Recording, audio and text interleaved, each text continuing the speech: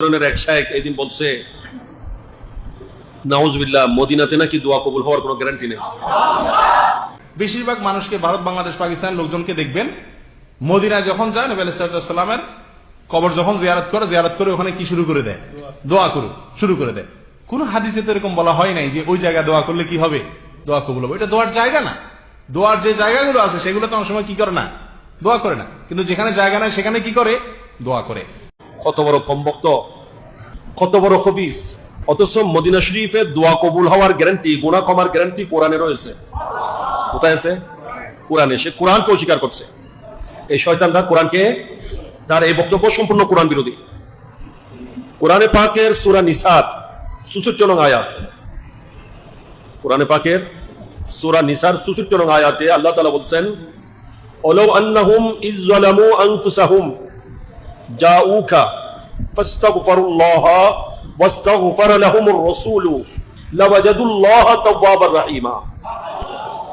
আল্লাহ তাআলা বলেন, ওহে আমার প্রিয় হাবিব, আমার বান্দারা যখন নিজের নফসের উপর জুলুম করবে, গুনাহ করতে করতে যখন নিরুপায় হয়ে যাবে, কোনো রাস্তা দেখবে না, কোনো পথ দেখবে না,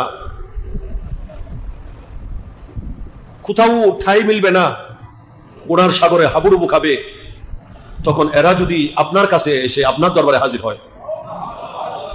কে বলছেন?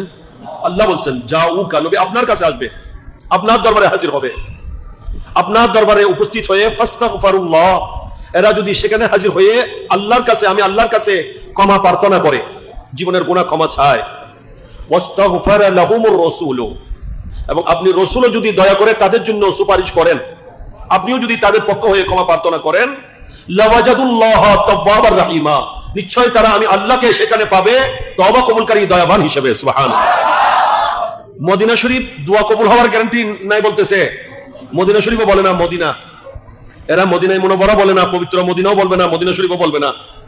এগুলা নবী বিদ্বেষের পরিচয়। এরা যত নিরুৎসাহিত করুক, যারা খুশকিসমত, যারা সৌভাগ্যবান, তারা কিন্তু মদিনা শরীফ যাবে। আর যারা দুর্ভাগা, তাদেরকে মদিনা শরীফ বরদাস্ত করে, এরা মদিনা শরীফ যেতে পারবে না। মদিনা শরীফ যাওয়ার জন্য খুশকিসমত হতে হবে, সৌভাগ্যবান হতে হবে। কারা যেতে পারবে? যাদেরকে আল্লাহ দয়া করার ইচ্ছা, তারা যেতে পারবে। আল্লাহ পাক সুবহানাহু ওয়া তাআলা বলছেন, দোয়া কবুল হওয়ার গ্যারান্টি নয়, মদিনা শরীফে আমি আল্লাহ পাওয়ার গ্যারান্টি। মদিনা শরীফে আল্লাহ পাওয়ার গ্যারান্টি।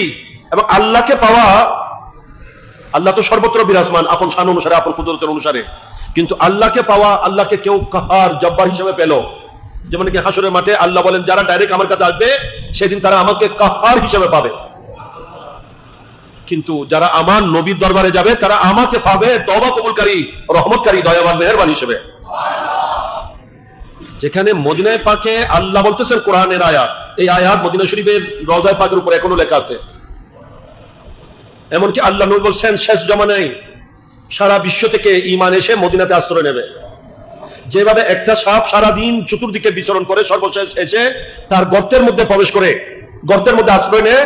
এই হাদিসগুলা মদিনায় পাকের রিয়াজুল জান্নার ওখানে গেট করে সোনালী অক্ষরে লিখে দেওয়া হয়েছে, ওখানে লেখা আছে হাদিসগুলা।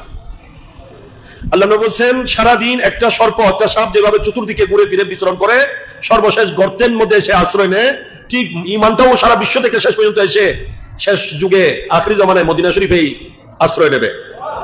এবং মদিনার মুনাওয়ারা, ওই নূরানি জমিন, ওই হেরম, যেখানে আল্লাহ নবী বলছেন দাজ্জাল প্রবেশ করতে পারবে না। কে? দাজ্জাল সবখানে প্রবেশ করতে পারবে, কিন্তু মদিনায় মুনাওয়ারায় দাজ্জাল প্রবেশ করতে। এই জন্য দাজ্জালের যারা সেলাসান্ডু দালাল, যারা দাজ্জালের রাস্তা ক্লিয়ার করতেছে, এই সমস্ত শেখ আহমদুল্লাহর মতো শয়তানরা, এরা সেই জন্য দাজ্জালের পক্ষে কথা বলতেছে, মদিনা শরীফ না যাওয়ার কথা বলতেছে। হ্যাঁ, মদিনা শরীফ তোমাদের মতো দাজ্জালদের জন্য মদিনা শরীফ নয়। মদিনায় মুনাওয়ারা তো নবীর গোলামদের জন্য, নবীর আশিকদের জন্য, নবীর যারা সত্যিকার ঈমানদার তাদের জন্য। এই জন্য মদিনায় পাক ওরা যাবে যাদেরকে আল্লাহ দয়া করার ইচ্ছা, তারা যেতে পারবে। মদিনা শরীফ গেলে লাভ না গুনারি? হ্যাঁ, মদিনা শরীফ অপরাধী গেলে আল্লাহ বলেন আমাকে তওবাকারী, দয়াবান হিসেবে এমন পাবে, অপরাধী শাস্তির জায়গায় পুরস্কার পাবে, শাস্তির জায়গায় পুরস্কার পাবে।